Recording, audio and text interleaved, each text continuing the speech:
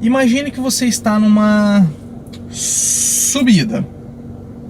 Se você utilizar o ponto fraco, pouca força do motor vai ser transferida para as rodas.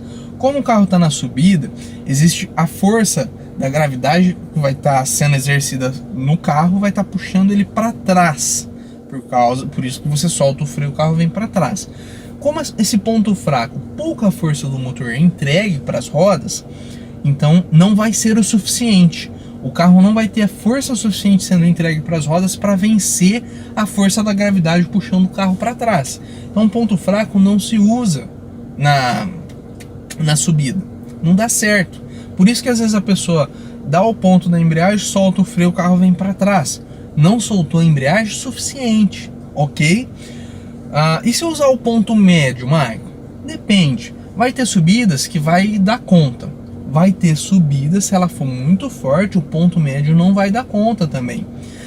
Geralmente em subidas muito íngremes, o ponto que você já tem que ir direto é o ponto número 3, é o ponto perigoso, onde o carro treme bastante, onde muita força da embreagem, muita força do motor está sendo entregue para as rodas através do sistema da embreagem. Então se você está lá numa subidona, você vai fazer uma saída e você dá o ponto perigoso, ou seja, dá muita força do motor para a roda, a hora que você solta o freio, somente duas coisas podem acontecer.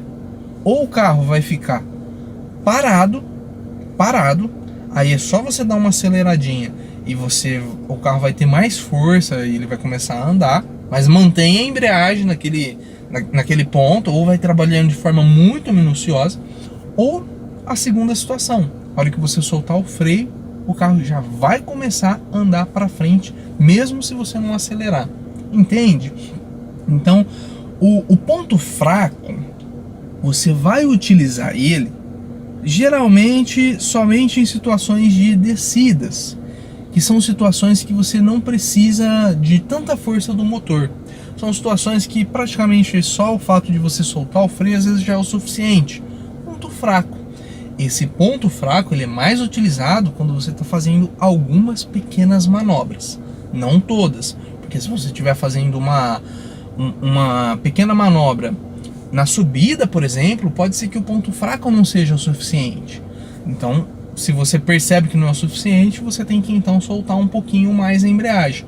O grande segredo é você não soltar demais e também não soltar de menos. Cada caso vai ser um caso diferente, e o que é válido, muito válido nessa situação, é o teste. Então você dá o ponto, você não tem certeza se aquele ponto está suficiente, você quer que o carro vá para frente. Quando você for soltar o freio, não vá soltando ele devagarzinho. Você tem que soltar o freio mesmo, levantar o bico do pé lá do pedal do freio para que o carro seja livre.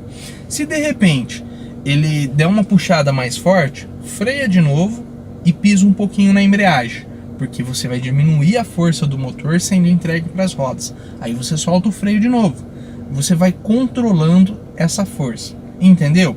Se de repente você deu o ponto da embreagem, está em dúvida se o carro está na força certa ou não, soltou o freio, ele voltou para trás, isso é uma evidência para você. No caso, você querendo ir para frente, ele foi para trás, é uma evidência que você tem pouca força sendo entregue lá para as rodas. Então você vai ter que soltar um pouquinho mais a embreagem e você vai fazendo esse controle de acordo com a situação, ok?